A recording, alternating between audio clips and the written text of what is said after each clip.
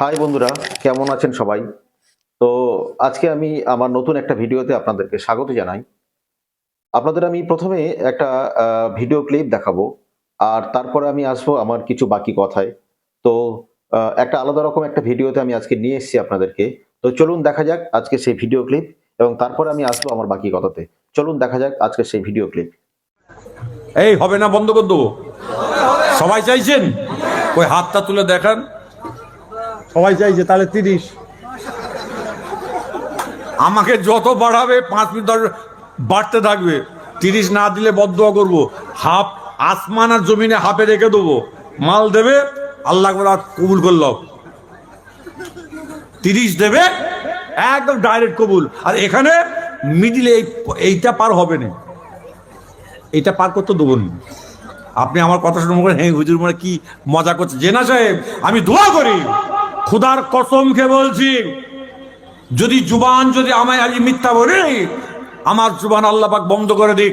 আমি আল্লাহ পাকের শুকর আদায় করে, আমি অহংকার নয়, তাকাব্বুর নয়, আজকে আমার আব্বাজান দুনিয়া থেকে যাওয়ার পরে তার মুরিদ মুতাকিদিনরা আমার রাসূল বলে দিয়েছেন, এই তোরা শায়েম সিদ্দিকের কাছে গিয়ে সবকগুলো মশ করে আসবি। আমি রাসূল বলছি, সে যেটা বলে দেবে আল্লাহ সেটা কবুল করবে। আরেকবার জোরে বলা যায় রাসূল।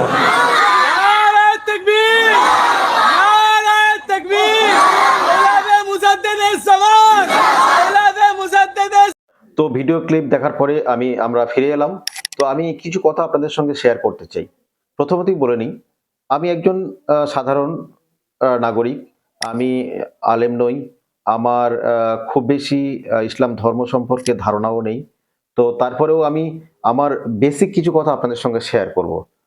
দেখুন, প্রথমেই আমি বলে নিই, আমরা কিন্তু দাদা হুজুর মুজাদ্দিদ জামান সিলসিলার মানুষ, আমরা মেনে চলি তার মত।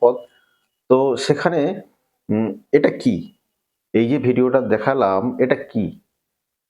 এটা একটা আলেমের কথা হতে পারে? বলুন, এটা একটা আলেমের কথা হতে পারে? কি এটা? আমরা ধর্মভীরু, আমরা দাদা হুজুর সিলসিলার ভক্ত লোক, তাই বলে আ যা খুশি তাই বলে যাবে স্টেজে এসে বসে। আর আমরা সেগুলো নিয়ে নারাই তাকবীর আল্লাহু আকবার করে চিল্লে যাব। আমরা বুঝবো না, আমরা জানবো না। এটা কি?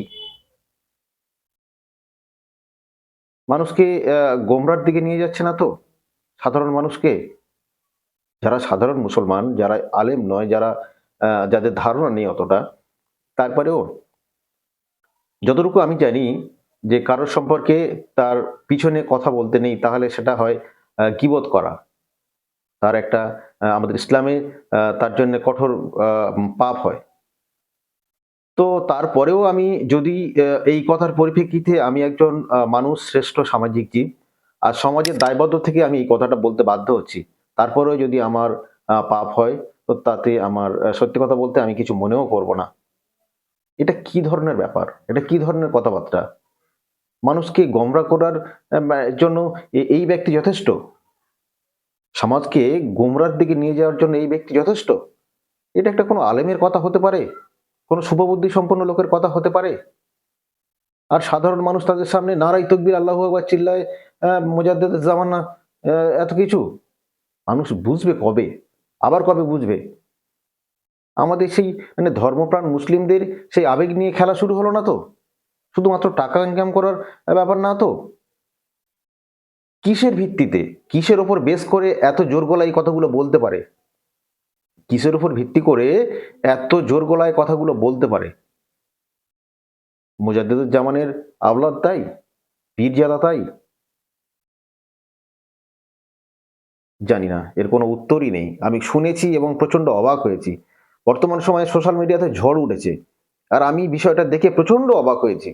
একজন আলেম মানুষের কথা, একজন শিক্ষিত মানুষের কথা, একজন শুভবুদ্ধি সম্পন্ন মানুষের এরকম কথা হতে পারে?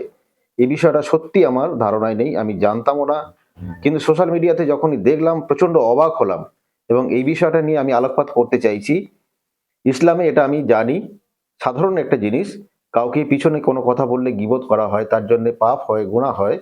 তো এর পরিপ্রেক্ষিতে আমি কথা বলে যদি সাধারণ মানুষকে সচেতন করে যদি এই পরিপ্রেক্ষিতে গুনাহ হয়, তো সত্যি কথা বলতে আমার খুব খারাপ লাগবে না। কারণ মানুষকে গোমরা করার জন্য, সমাজকে গোমরার দিকে ঠেলে নেওয়ার জন্য সাধারণ ধর্মপ্রাণ মুসলমানদেরকে মানে সেই জায়গা থেকে তুলে এনে একটা বাজে রাস্তা ধরানোর জন্য এই ব্যক্তি একদমই যথেষ্ট। সুতরাং সাবধান হয়ে যান, এসব ব্যক্তিদের থেকে আপনারা সাবধান হয়ে যান। কিসের ভিত্তিতে এত জোর গলায় এরকম বাজে কথা বলতে পারে একজন আলেম মানুষ, একজন শুভবুদ্ধি সম্পন্ন মানুষ? হয় সম্ভব? এ কথা বলা যায়? আমার রসুল বলে গিয়েছে। এসব কি কথাবার্তা? আপনারা শুনুন, আপনারা ভাবুন। আমি একজন সাধারণ মুসলিম ঘরের থেকে বিলং করি।